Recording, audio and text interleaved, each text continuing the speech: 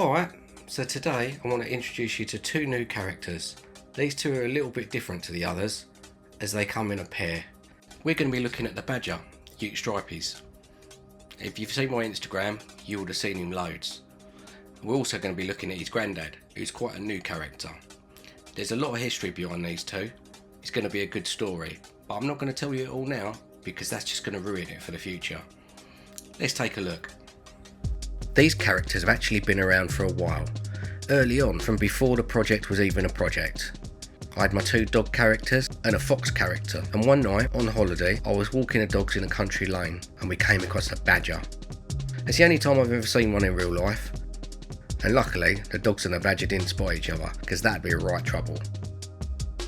So I thought, what about badger character? I've drawn versions of them over the years, mostly just figuring out shapes, expressions, that sort of thing.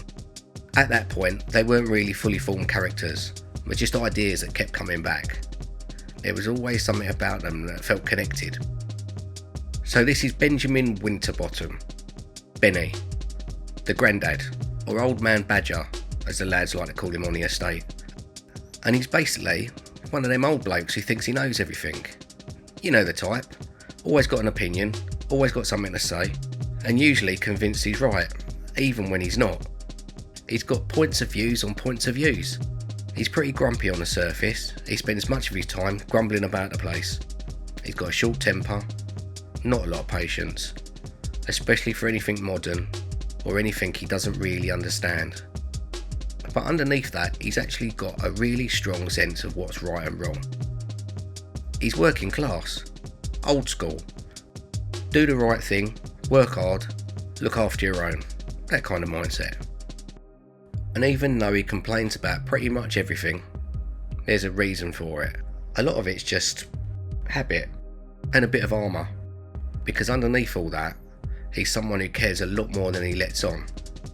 He's the kind of character where the more you look at him, the more you realise there's something else going on under the surface. He'll act like he's annoyed at the world, but really he's just trying to keep things together in his own way. I'm just going to add a few final touches. This newspaper, the Current Bun, which is Cockney rhyming slang for the Sun, which is a newspaper in the UK. And then add some tags to the bench.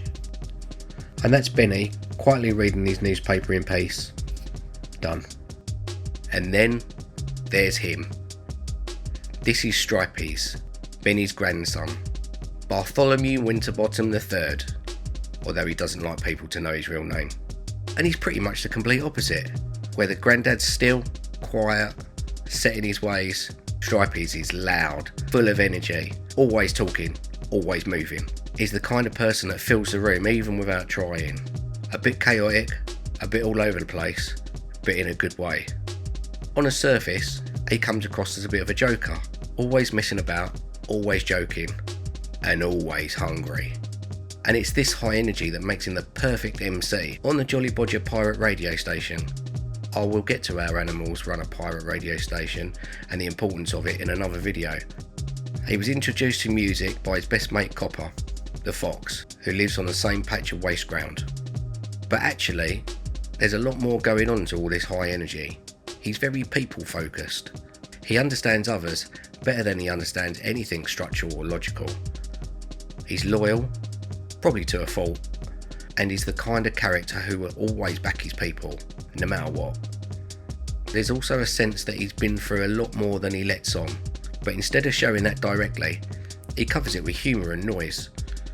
He keeps things light, even when they're not. And when you put these two together, that's where it gets interesting, because on the surface they don't really match.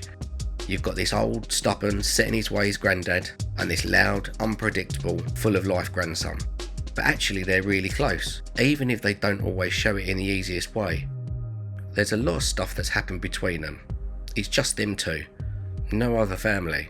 It's the stuff that's kind of shaped how they are with each other. But I won't get into all that just yet, but it's definitely there. The granddad's way of caring is very direct, a bit rough around the edges, rules, lectures, the occasional telling off. And Stripies, he pushes against that a bit, not because he doesn't care, but because he's trying to figure things out in his own way.